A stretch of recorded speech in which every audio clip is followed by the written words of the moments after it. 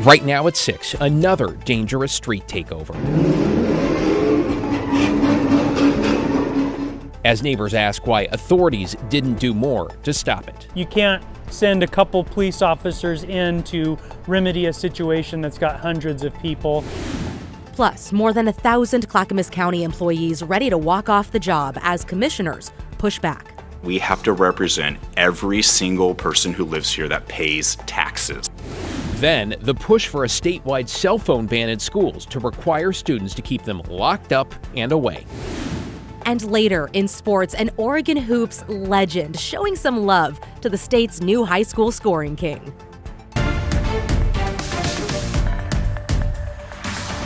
But first, to breaking news in Washington County, where the sheriff's office says 1 adult and 3 minors have been found dead in Cornelius. Though at this point, there are a lot of questions about what happened. The investigation is centered on North 15th Avenue, a neighborhood street just north of Cornelius Elementary School.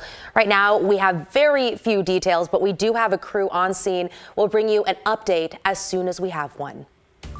All right, we continue at 6 with fallout from a large street takeover in southeast Portland over the weekend, one that left neighbors frustrated and police saying all they could do essentially was keep an eye on it. Thanks for joining us. I'm David Molko. And I'm Christine Pitawanich. Let's get right to our Daisy Caballero live on Portland's Central East Side. Daisy, you spoke to people working in the area during that takeover. What'd they tell you? Yeah, David and Christine, I'm told that they're not just worried about the safety of their staff, but also their customers after this street takeover that happened on Sunday. I also want to point out what is left from the takeover. There's, of course, graffiti that, as you can read there, says takeover, alongside some of the tire marks that were left from the vehicles that participated in this event. You can see right here that brought chaos to Southeast Morrison and 2nd Avenue. Now check out this video from Sunday's incident. Officers were sent to monitor the situation, flashing their emergency lights to make themselves known. PPB says hundreds of people and cars were at this event, so there weren't enough officers or resources to safely break up the event. A nearby business owner says this area is often a starting point for events like these, and they're fed up. We've been reporting on this for, like I say, the entire 10 years, over 3 different mayors' administrations. I mean, as frustrating as it is and as unsatisfying as it is, I do actually understand it. We do know how understaffed PPP is and how long that's been the case. PPB pointed out these crowds often bring guns and are hostile to police, and in the past have vandalized vehicles with officers inside. PPB also confirmed with me that they did not arrest anyone over the weekend, though they do add that officers will continue to monitor future incidents, whether they're small or large. Back to you guys. Daisy Caballero in southeast Portland this evening. Thank you, Daisy. In an update, an Oregon man will spend the next 50 years in federal prison after he abducted and sexually abused a Canadian teenager he met online. And today, that young survivor addressed her abuser in court. Devin Haskins was there. Several of the family members spoke in court today, the most impactful coming from the victim herself, who called Noah Medrano a monster for the days of sexual abuse that he put her through. Cameras were not allowed in federal court to record the sentencing of 43-year-old Noah Medrano. This is video of him out of Clackamas County for crimes related to the federal case. In January, Medrano pled guilty to 2 federal charges for abducting a 13-year-old Canadian girl. Federal prosecutors say in 2022, Medrano met the girl online, groomed her, and then drove to Edmonton, Alberta to pick her up. He hid the girl in the trunk of his car as he drove across the U.S. border, and then sexually abused her for 9 days at an Oregon City hotel before the FBI found the girl and the man. On Tuesday, federal prosecutors asked the judge for a life sentence, saying Medrano was likely to reoffend if he were to ever get out. The girl, now 16 years old, said trauma has blocked out a lot of what happened. Looking at Medrano, she read a poem she titled, "Why Me?" saying, "You hurt me so much, now I'm damaged," and went on to say, "I'm a survivor, I'm a warrior." She called him a monster, adding, "Noah, I hope you rotten expletive prison," and asked the judge to give him a life sentence, saying, "I deserve to be free, he does not." Medrano apologized for what he had done, saying he thought he was only doing what was best for her. The judge disputed his story, calling it, quote, ridiculous and, quote, painfully blind. Medrano was sentenced to 50 years in federal prison. Medrano still faces several charges in Clackamas County for raping and kidnapping the girl. If convicted in those cases, he could face even more time in jail. I'm Devin Haskins, KGW News. In your headlines tonight, the man who killed a mental health aide in a Gresham group home nearly 2 years ago will be committed to the state hospital. James Calvin Smith was charged with second-degree murder in connection with the stabbing death of 26-year-old Haley Rogers in July 2023. In January, Smith was deemed capable of standing trial. Today, a judge found him guilty except for insanity based on Smith's mental health condition at the time of the crime. Smith will be committed to the state hospital until the Psychiatric Security Review Board determines if it's safe for him to re-enter the community. The DA expects that may never happen. The owners of a historic Portland restaurant that caught fire last week are now telling us what happened.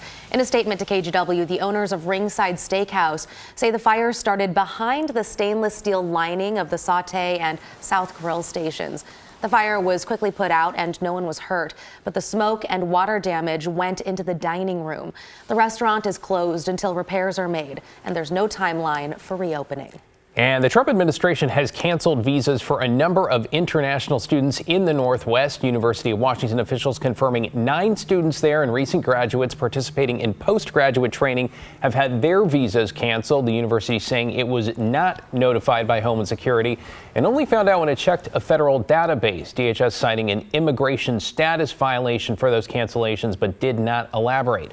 Then in the last couple hours, we learned a total of 4 University of Oregon students have now had their student visas revoked. That's 3 more than previously reported, and all based, according to the university, on unspecified criminal charges. Students who have their visas canceled are usually given just 15 days to leave the country. Joe?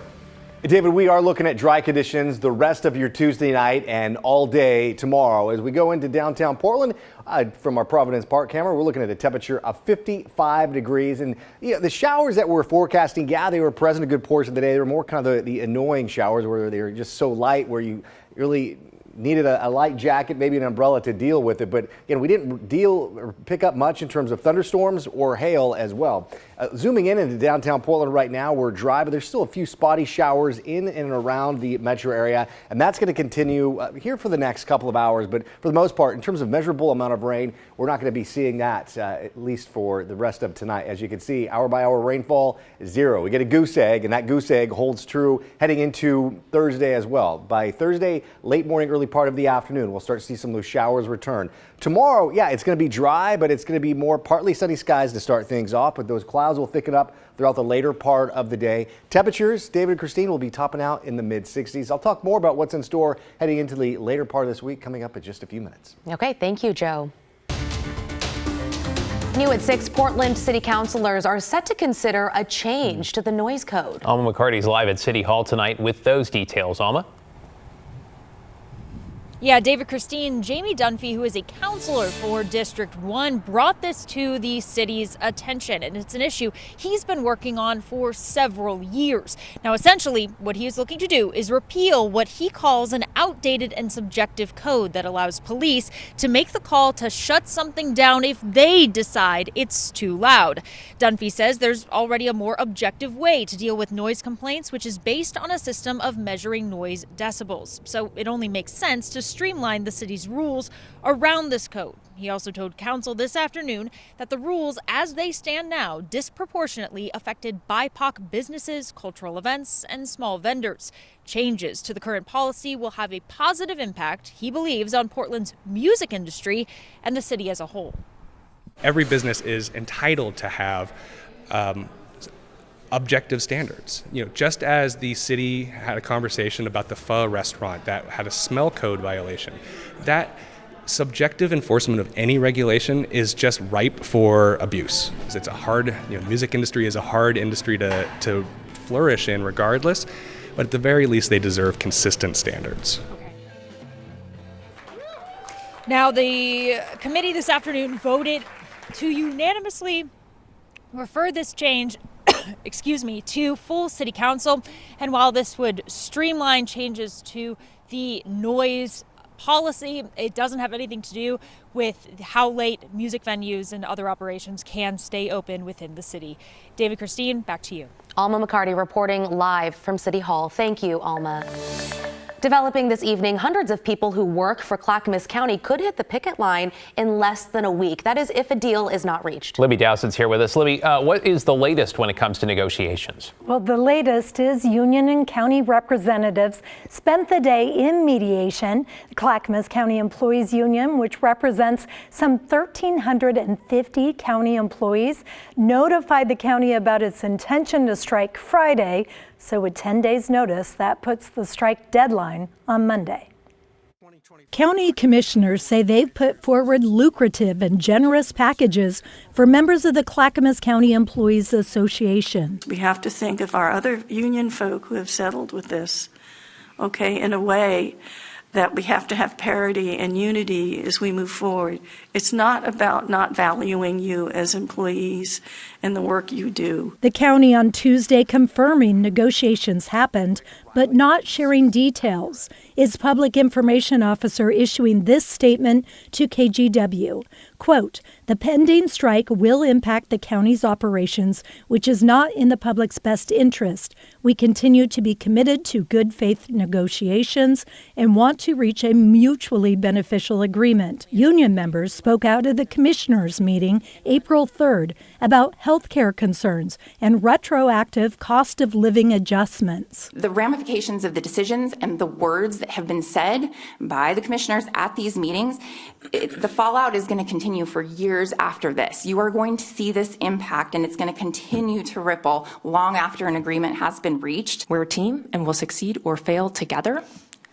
A strike hurts everyone, and the ball is in your court. CCEA members provide a wide range of public services, including sheriff's office support staff, transportation for older adults and individuals with disabilities, tax processing, and health services. Commissioner Craig Roberts, and former sheriff, says he values their contributions. I'm hopeful that we can come to some resolution on this and come to the table so we can kind of put this behind us. And the county spokesperson said they're not commenting on what happens in negotiations. But again, the strike is now 6 days out if the two sides fail to come to a resolution. David and Christine. Thanks, Libby. Appreciate the update there.